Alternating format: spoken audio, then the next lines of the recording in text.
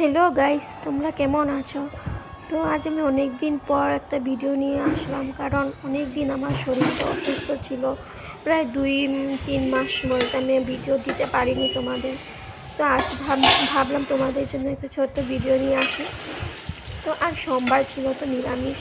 তো আজ বানাবো সয়াবিন তরকারি। তো ভাবছি তোমাদের সাথে একটু শেয়ার করি। তো আমি সয়াবিনের জন্য দেখো আলুটা ফ্রাই করে নিয়েছি। যা যা মশলা লাগে আমি দিয়ে দিচ্ছি। হলুদ গুঁড়ো, জিরে গুঁড়ো, ধনে গুঁড়ো, কাঁচা লঙ্কা পেস্ট করে রেখেছিলাম সেটাও দিয়ে দিচ্ছি। তো দিয়ে একটু ভাজা হয়ে গেলে এতে আমি সয়াবিনটাও দিয়ে একটু নেড়ে চেড়ে জল দিয়ে দেবো।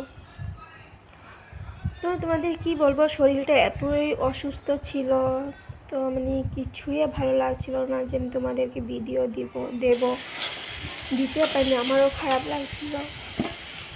তো ভাবলাম আজ না দেবো, যতই যে হয়ে যাক। তো দেখো তোমরা ভিডিওটা পুরো, আর আমার কী হয়েছে সেটাও তোমাদের বলবো, কেন আমার শরীরটা অসুস্থ হয়েছে সেটাও তোমাদের সাথে আমি শেয়ার করবো। তো আমি এখন অনেকটাই সুস্থ আছি আগের থেকে।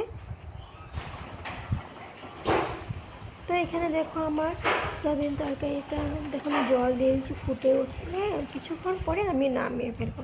তো ফাইনালি হয়ে গেছে। দেখো আমি এখন জানো আমার শরীরটা অসুস্থ হওয়ার পর আমি গরম মশলা খেতে পারি না, তার জন্য আজকে আমি ধনেপাতা দিলাম।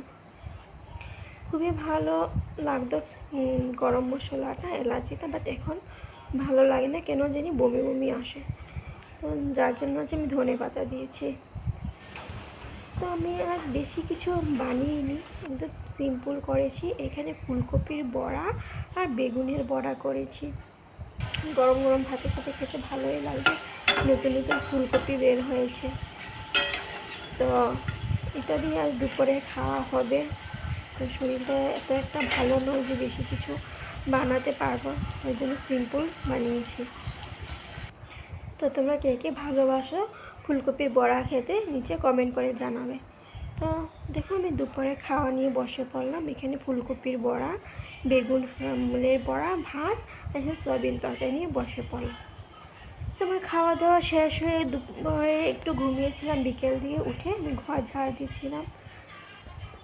তো আমি পুরো ভিডিওটা নিতে পারিনি, মাঝে মাঝে নিয়েছি। তো আমি ঘরও পরিষ্কার করে বিকেল হয়েছে, তো আমি একটু ফ্রেশ হয়ে, অনেকটা আমার খিদে পেয়েছে।